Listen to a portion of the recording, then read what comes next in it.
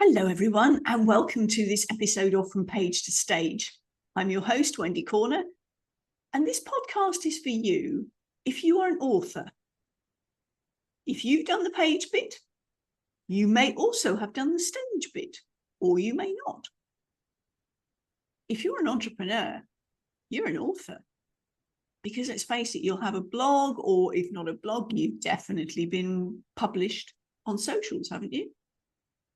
Let's blow out that boundary around the word author. And equally so, stage. What do you think is a stage? It doesn't have to be that raised platform with you on a microphone and spouting forth. A podcast is also a stage. You're in the right place, basically. Now, today I have the absolute joy and pleasure of meeting a good friend of mine, introducing a good friend of mine who I did physically meet last week, Sarah Willoughby.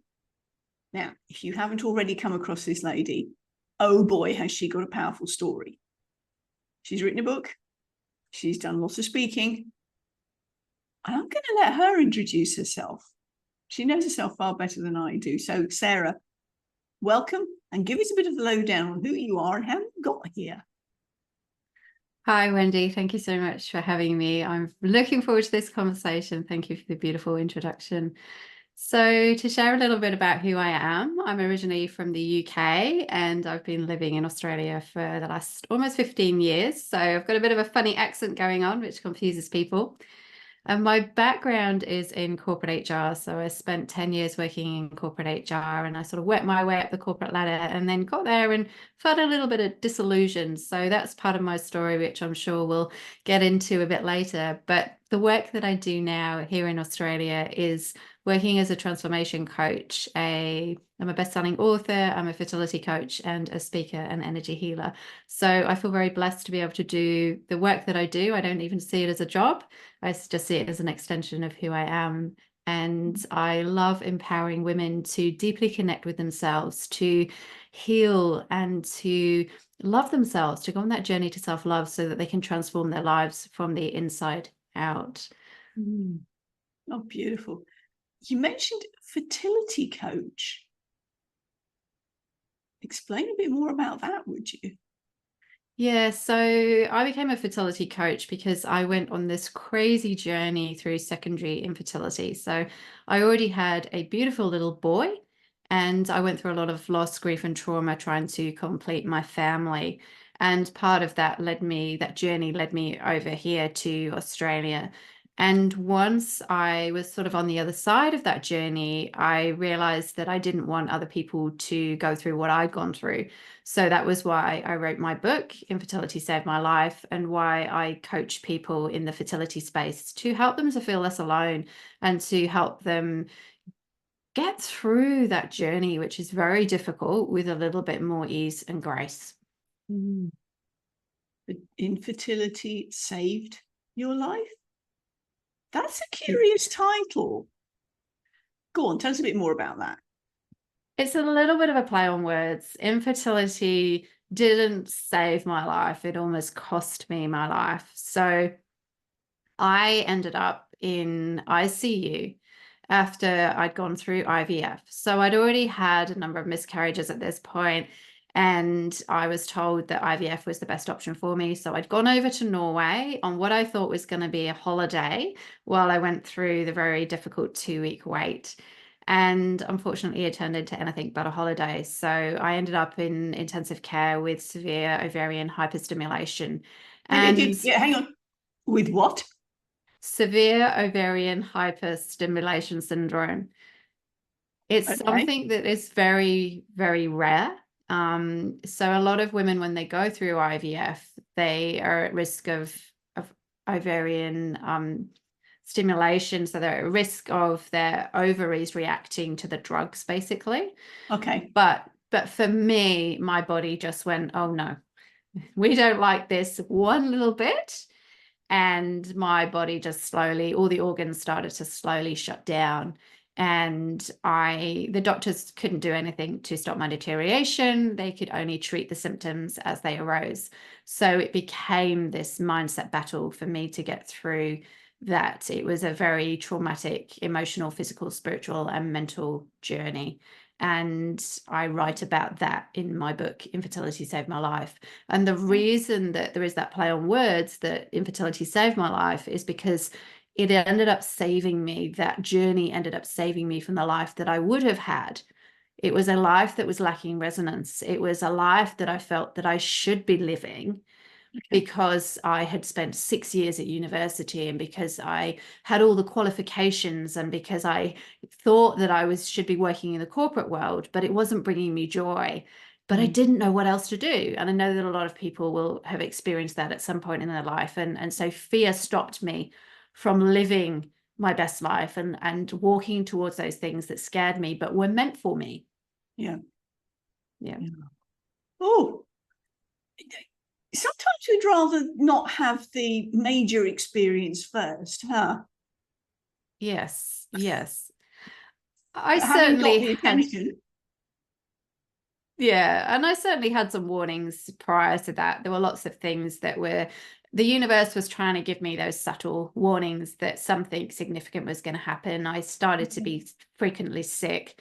I got a lot of laryngitis and bronchiolitis because I wasn't speaking my truth. So it was affecting my throat chakra. And again, I wasn't speaking up for my needs and what it is that I needed to do and how I needed to live my life. But I just didn't know what plan B was, and I didn't know how to move into that space. So that's the work that I do now with women, is to help them to understand more about who they are and what brings them joy, what they're passionate about, why it is that they're here, to help them to overcome their challenges, whatever they are. Yeah. And so do you find that is specifically around fertility, or is that generally the women come to you for those issues? So I work with women in 2 areas. So in the fertility space, absolutely. But I also work with women in a more general space. So somebody might come to me with a relationship issue and they need to sort of work through that process, whether they stay in the relationship or they leave, or they might come because they're hugely stressed at work. They might come because their children have left home and they're sort of looking around going, well, who am I now beyond being a mother? So there's lots of different things that bring people to me. But what I often find is that the reason that they come is not always the reason or the thing that we work on. It's that difference between what we need and what we want. Yes. Is quite interesting. Yeah, it's amazing, isn't it? I mean, one of my friends calls it the Panadol problem. Somebody comes with a headache, and all they're after is a Panadol. Whereas actually, as soon as you look at them, you can say, "Well, do you know what? I think if we did a bit of work with your posture and your shoulders, you'd find that your headache went away." They don't want to hear that right now. They want the Panadol. Yeah. It's getting to the root cause of our issues, and a lot of those manifest in childhood. So and they will keep coming up until we are ready to address them. So for me, the same issues kept coming up until I was ready to really face them. And yes, getting the big universal kick up the bum wasn't ideal, but I still have a lot of gratitude for it because it got me to where I am now. It moved me to the other side of the world, 17,000 kilometers away from home, to begin a new life. You know, we moved out here with no jobs. We didn't know anybody. We just threw everything up in the air and said, hey, let's start again. We've got nothing left to lose now. And it was the best thing, the most empowering thing that I've ever done. So I'm grateful for that experience. Well done you. Well done you. So inspiring. So inspiring. So that was the book. I'm going to ask, were you writing before that? Well, how did you start writing in the first place? Is it something you've done from childhood? So my very first memory of writing was when I was 7 years old, and in the UK summers, I would go to bed and it would still, as a young child, and it would still be light. And I remember one night thinking, oh, I'm going to write a story. And I stood at my bedroom window, on my bedroom windowsill, and started writing a story. And every time I saw my dad in the garden below, I'd duck down and hide because I'd have been in trouble if I'd been out of bed. And I wrote this beautiful story about a little girl who was planning to run away from home. And it went on for many nights. So that, you know, when you're 7 years old, that's a lot of writing. And even in that moment, I knew that I loved writing and there was something there. And then through the process of going to university, I think with being at uni for 6 years and writing so many assignments and dissertations, I lost the love of writing and reading. So I had a long break from it after I'd finished all my qualifications. And then I was working with a beautiful mentor, spiritual mentor in America, quite a famous guy called Emmanuel Dagger. And I had a session with him, and he said to me, you do know that you're an author and you've got a book that you need to write. But before that, let's get you writing. And when you're ready, let me know. And I've got an opportunity for you. And I was like, oh, no, I'm ready. Give it to me. So he gave me the links of the website that I could apply to start putting my work forward, just writing articles. And he said, but don't get too hopeful, because they will probably knock you back quite a few times before it's accepted. So I wrote this article inspired by the beautiful Dr. Brené Brown about vulnerability. And I quoted her work, and I wrote this article around vulnerability, and I sent it off. And then I got this message back within a couple of days saying that it was being accepted and it was going to be published. And this was on a website of over 9 million people at that point. So it was pretty big. It was pretty global. And of course, the irony of this is not lost on me. I just became very, very vulnerable. And I just went, oh no, oh no, no. Now there's lots of people going to see my work. And what happens if they don't like it? Because this is an extension of who I am. So I got very much into my ego, but it was already outside of my control because it was already going to be shared. And then from there, I just started every month just submitting another article, and they got published. And they used to then share some of the work that we'd done on our Facebook pages, and then people would start following me. So that's why I've got quite a good following on Facebook, is because people liked what I wrote and started following me. And then I would write inspirational posts. So that's where it all began many years ago. And then from there, I just carried on writing more and more and started writing for different magazines. And then eventually did a co-authored book, and that then inspired me to write my own book. And then I did another co-authored book, and I have many other books inside me, Wendy. So it's just a matter of sitting down and starting to write those. Oh, I'm excited. I'm excited. Absolutely loved hearing the sort of transformational journey of your writing. And I've got this gorgeous vision of you sitting in your window seat at home writing. I know, yeah, I can just picture it. What are you working on at the moment then? At the moment, I'm focused on speaking. Okay. So yeah, I'm wanting to reach more people and a bit quicker. So trying to speak for bigger audiences, sharing my book, sharing my story, being on podcasts. I've just come back from the Australian Fertility Summit that was held in Canberra, the first one in Australia. So I was exhibiting there and meeting people who are on their fertility journey, and people who have already been on their fertility journey, and doctors. And it was a very inspiring event to be at. And that will continue around Australia now. So hopefully Melbourne and Sydney will be next, moving forward. So lots of things going on. So forgive me, how did you start how did your speaking journey start? Did that come before the writing, around the writing? What came first? So my writing came first, and in 2020, so when COVID hit Melbourne, we were, of course, the most locked down city in the whole world. And my business closed for 2 years, and I had to pivot my business. Yeah. And I remember I sat by the fire one evening, and I received an email from a man who I didn't know saying, I think you might be interested in this song. And I just thought it was spam. And it was a band manager sending me a song from the beautiful pop trio in America called Olivia Fox. And the lead singer, Lauren Flynn, had written this song about the day that she found out she was having a miscarriage. And it's called Elevator Doors. And anybody on a fertility journey, I definitely recommend listening to that if you've had a miscarriage, because it might help you to release some of the emotion around that if you haven't yet healed that. And I remember listening to that song and just crying and playing it over and over again. And I felt compelled to reach out to her and ask whether I could interview her, to have a conversation around her journey and what inspired her to write this beautiful song, because I knew that it was going to be impactful. And so we sat down and we did the interview. And then at that point, I realized that the only way that I could really share it across the social media platforms was to start a YouTube channel, or at least, have a private one. So I started that, and then I shared that. And then from there, I started doing other podcasts. People just randomly started reaching out to me and inviting me to be on their podcast. And I then continued to interview people on mine. So that just all evolved during COVID. And if somebody had said to me, and I remember one of the very first podcasts that I did, I was so nervous because I was that person at school that hated putting their hand up in class, hated the presentations we had to do at university, and did them at work, and I had to, but I didn't enjoy them. It was something that I had to practice and get in the right headspace for. It wasn't something that came easily to me. So if somebody had said to me even 5 years ago, you're going to be a speaker and you're going to stand on stages and share your story, I would have laughed and said, you've got the wrong person. Oof.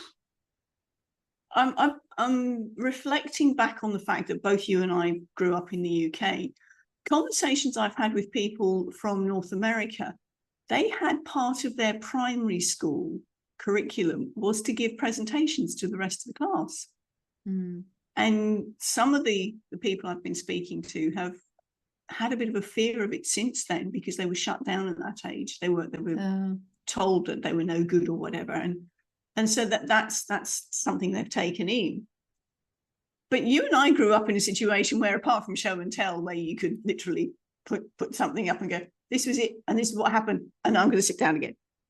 We didn't have that expectation, did we? No, we didn't have exposure to it. I managed to dodge and avoid so many speaking opportunities at school because it was just something that I wasn't comfortable with. It was, they say that the biggest phobia that people have is not of death, it is of public speaking. And I was in that category for sure. Yeah. So I find it really ironic that I'm now working in this space. And I love that I've had that personal growth journey through it, that I've embraced it, because my son is the most beautiful public speaker. He can captivate an audience of 1,000 people very easily and loves it. And my youngest daughter loves speaking as well and is very comfortable in that space. And I think it's such a gift. It's such a beautiful gift to be able to have your voice heard in so many different ways. It doesn't always have to be in front of a big audience, but, to be able to have that level of comfort in that space, I think is really important. If we can do that, let's embrace it. Oh, yeah. And the thing is, it's something that we can develop. Yes. As you have experienced yourself. It's not a case of magic wand. You've been given that gift from birth. You may well have been. However, most of us, if not all of us, have to do the work as well. Even those who are naturally gifted speakers still got to put some work into it. Yeah, yes. Beautiful. Okay, so writing came first, then came speaking. And at the moment, you're focusing on the speaking to advertise the book that when did you put out the fertility book? It came out December 2022. So it was really sort of coming out last year. Yeah. And so I'm in the middle of still promoting that and getting it into bookshops and trying to get the message out into the world, because the second part of my book is all the tools, techniques, insight, and wisdom that I learned along the way to help people with some really practical tips and exercises and meditations and various things, and just insight and different ways of thinking, different perspectives to help them through what is such an emotional roller coaster. It's a really difficult journey, and it's one that we don't speak about.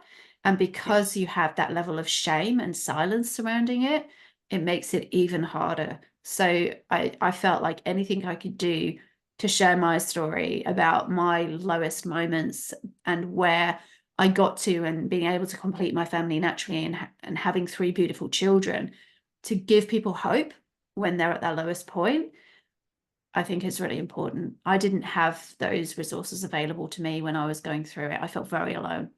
Yeah. That there's such a societal expectation that as soon as you get married or are in a stable relationship, give it a year, expecting this, the patter of tiny feet.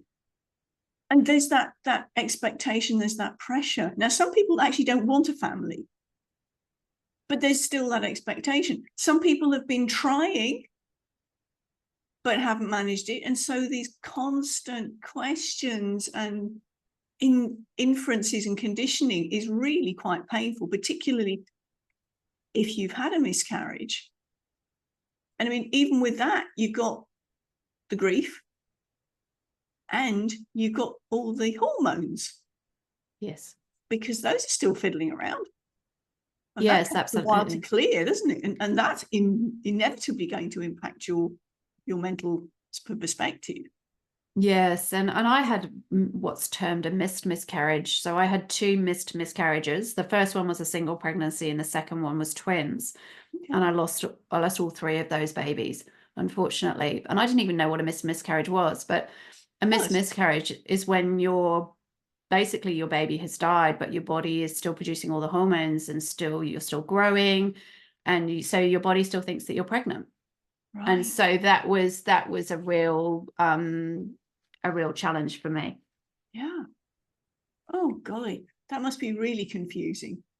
Yes, it was. May I ask, how far into the pregnancy were you when this happened?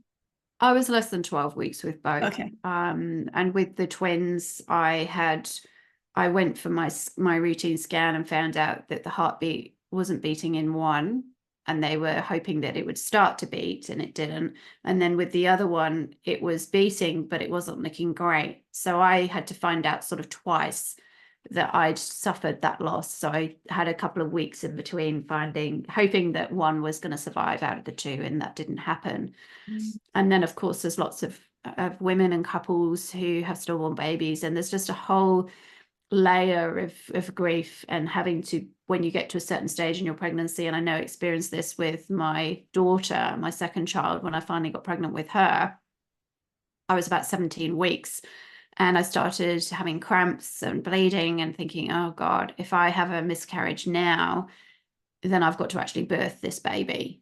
Yes. And so the layers of grief in this space are huge. And when some people had had their own fertility journey or loss, or had a stillborn baby or miscarriages or both, they're sort of in their 70s, and they read my story and they said to me, I really hoped that things were different. I'd really hoped that the level of care had improved and that there was more awareness, and there isn't. And that makes me sad. And there was still that level of grieving going on for them. And that was many, many years later. So I think it's something that you still carry with you. You just learn how to live with it, and you learn how to heal it, but it never goes away. I always remember the anniversaries of when my babies were supposed to be born. And I remember I had a funeral service actually for my first baby, which I was very blessed to have. The chaplain at the hospital organised that for me. So I have memories around all of those dates, and every year you do remember. But now I light a candle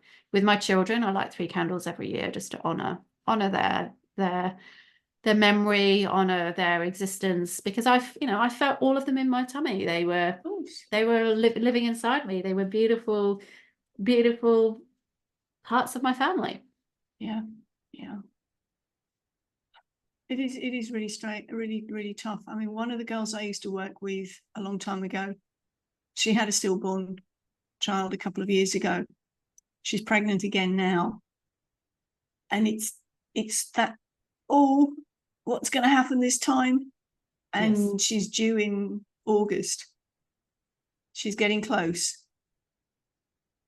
And it's managing her anxiety because is this going to happen again?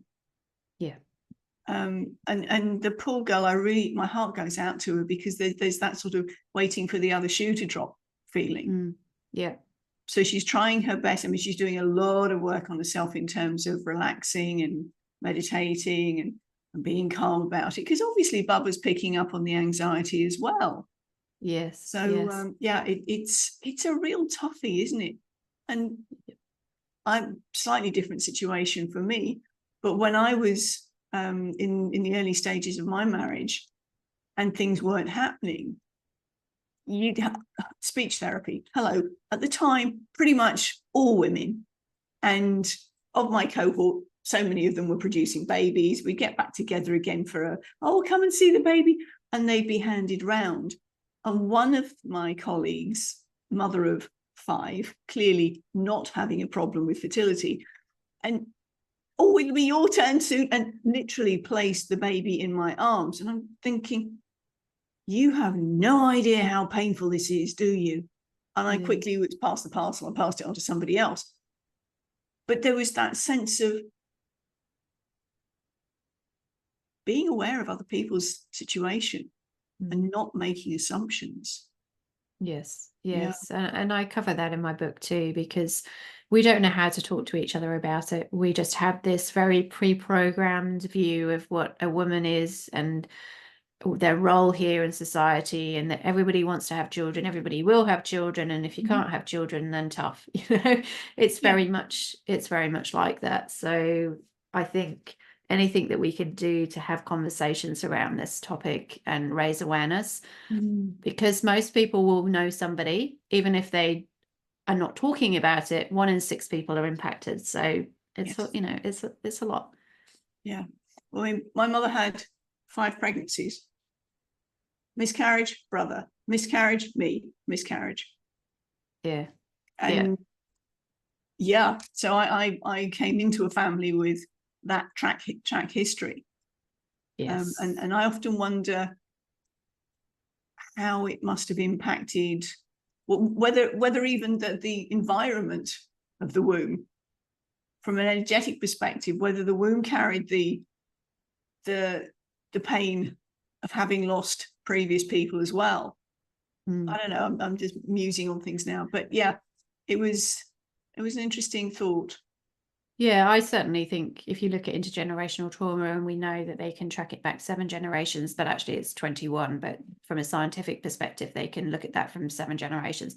We carry stuff that is not actually our stuff. And so subconsciously we have these blocks, and we have these energetic blocks. And so I'm a big believer that if I made a decision in my life, and it's proving to be very challenging, I've had lots of challenges in my life, but I made a decision that the intergenerational trauma was going to stop with me, that I don't want to pass that on to my children. So I will do whatever I can to heal my stuff, so that my children and their children and all the future generations that will never have the privilege to meet will not have to carry my stuff as theirs and not even know that. Oh, absolutely. I honor you for that, because it is you making that decision that this is the line in the sand. It stops with me. Yeah, absolutely. And I don't claim to find it easy or get it right all the time, but my commitment to try, that's all I feel I can do, is I will show up and I will try. And meet myself where I'm at every given point in time. That's all I can do. Yes. Yeah. Oh, Sarah, absolutely inspiring, my love. Inspiring. Thank you. So we know that you started writing when you were a little girl, and when was your first published work? You said you had 2 compilation books out. Yes. So my articles were published in 2011, 2012, around that time. And then my first co-authored book was 2020. Okay. And then my other co-authored book was 2023. So the same year that your single book, solo book came out. Yeah. So at the moment we're focusing on the speaking. Do you have much percolation around the next title, or is that put on the back burner for now? I feel that I have a book inside me about grief. Okay. And not just grief when we lose somebody. I've lost both of my parents and a number of other important family members over the years. But the grief around life changes, the grief that exists when we go through all those big changes in our lives, I think that's something that we don't necessarily even see as grief sometimes. So I feel there's a book around that. And I'm also interested in bringing a group of co-authors together for a fertility book to share stories, experience, and wisdom as sort of almost like a handbook for people who are struggling with their fertility journey, who are people that sit outside of the medical field that might be able to support me through that journey, because there's so many different ways and so many different things that can complement the traditional medical route that we go through. Yes, absolutely. Oh, that sounds exciting. That sounds exciting. I mean, your point about grief not being necessarily losing people, absolutely, I can relate to that, because vulnerable share here, I lost an ovary through doesn't matter how, but the point was there was a grief around that, and changing my profession, there was a grief around that, and to a certain extent migration as well. I don't know whether you felt that. Huge. Yes. I was going to say to you, and moving to a different country. Yeah. And you've done that multiple times. So yes, there's definitely a grief around, even just, it doesn't even have to be a different country. It can be a different state or a different town. You're almost starting your life again, because you very rarely keep in contact with the same people. If you move within a certain distance, your whole life changes. So your daily schedule changes. You don't catch up for the sort of the weekly coffee or the girls' night or whatever it is that you would do on a sort of more regular basis, because you live that little bit too far away. Yes. So it is like you're starting again. Yeah. I mean, I'm just thinking that there's also the issue around relationship breakup, whether it be as formal as a divorce, or you've just been through a long-term relationship that's dissolved. There's a lot of grief around that, because it's not only that relationship, but as you're saying, when you move away, there's all the peripheral things. Yes. I mean, I found it very interesting that a number of people suddenly disappeared out of my life when I lost my husband, because I was suddenly a threat. I was the merry widow. So after your husband. But there was that perception there. I've just lost my husband. Why would I be looking after you? Yes. I think there's a level of discomfort too around people not knowing how to deal with that, knowing how to deal with your emotions, their emotions, what life used to look like. And I certainly know that some of my friendships ended when my marriage ended, because all of a sudden I wasn't this neatly packaged family with the mother and the father and the 3 children. I was a single mum with 3 children. And that's not so attractive to people if they've still got their partner. So the invitations to the family barbecues or the holidays or whatever it is that we would do together, they disappeared. So there is grief around that for sure, and you're also grieving for the life that you perceived and believed that you would have. Yeah. And now it looks very different. And so there's that whole new perspective shift that needs to take place. And it takes time. And particularly when you've lost your husband, that is really, really hard. There isn't enough awareness and understanding around that either. So much of a topic that, I mean, that one, how many volumes are you going into? I know, exactly. I think I better start writing it, right? I think you should. Let's get on with it. Get on with it. Okay. So I'm not going to ask you when your projected date for publication on that one is, but suffice to say, audience, we're going to have Sarah back in when that book is ready to publish. In the meantime, when she puts out new things, the show notes for this podcast are dynamic. So we're going to pop in all her links. So please do, if any of this has resonated with you, please do contact Sarah. She would love to know what's going on for you and how you can support each other. Then there's also the fact that any new things that any of my guests come up with, they let me know. I change the show notes, and I'll also pop out something on socials to go, but that brilliant conversation I had with Sarah Willoughby, well, do you know what? She's got something else out. Go check it out. And oh, by the way, go and check out the podcast recording while we're at it. So it's going to be dynamic. Yeah. Thank you. Thank you, Sarah. I'm going to ask you, how do you then embody your words when you take them from page to stage?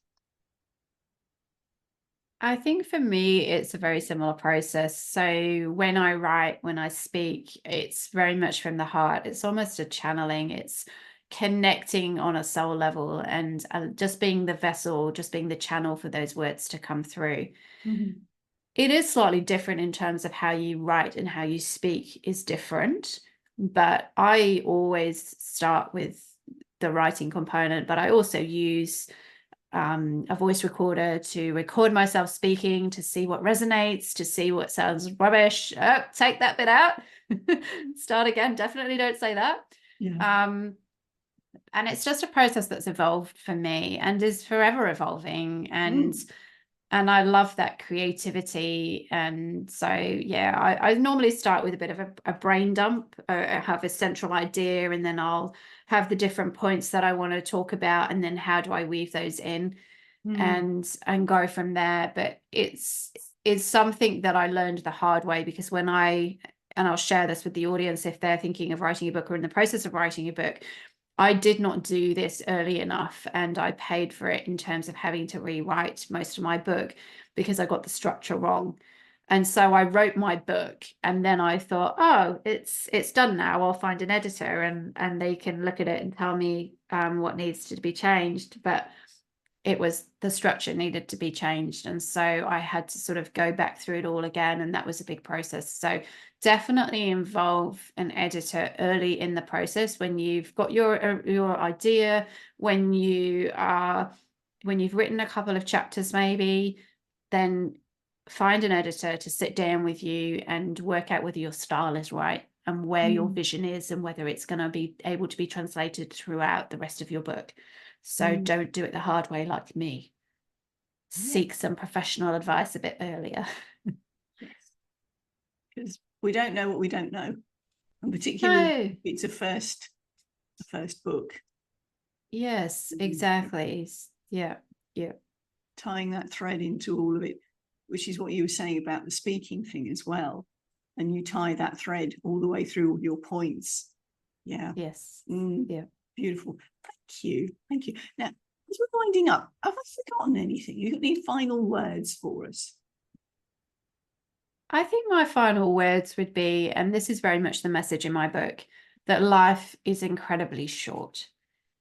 And we spend a lot of our lives avoiding, procrastinating, being in a state of fear, believing that when all the conditions are right, we'll sit down, we'll write that book, we'll launch that speaking career, we'll go on that amazing holiday, we'll change our career, whatever it is that we know in our heart it's calling us to do. And I'm just encouraging you to start today, just with one small step. What's one small thing you can do today to walk a bit further on that path? Because as I learned the very hard way, we don't know when we're going to take our last breath. And when I lay in ICU and I faced my own mortality, and I did a deal with the universe, and I said, if you give me a second chance at life, I will spend the rest of my life being of service. I will spend the rest of my life walking towards every single thing that I'm afraid of to get me to where I need to be. When I did that, I felt so empowered, and I surrendered to life. And then life just unfolded with much more ease and grace. And what was meant for me came to me without me having to push. But it was me being brave enough to take that first step and to say, I don't want my life to be this, a life of regret. I don't want to carry that regret moving forward. And we all have everything inside us to be able to live our best life, to be able to pursue our passions, those things that fill us with joy. Life can be hard. Bring that joy into your life, allow that joy, and see how everything just unfolds for you. Oh, beautiful. Thank you, Sarah. Such inspiring words. See what I mean, audience? You've got to connect with her, haven't you? We'll check out the show notes, check out the links. You can go and spend time in her world, connect directly with her. Sarah, thank you. Thank you so much for coming on today and sharing your from page to stage. Thank you.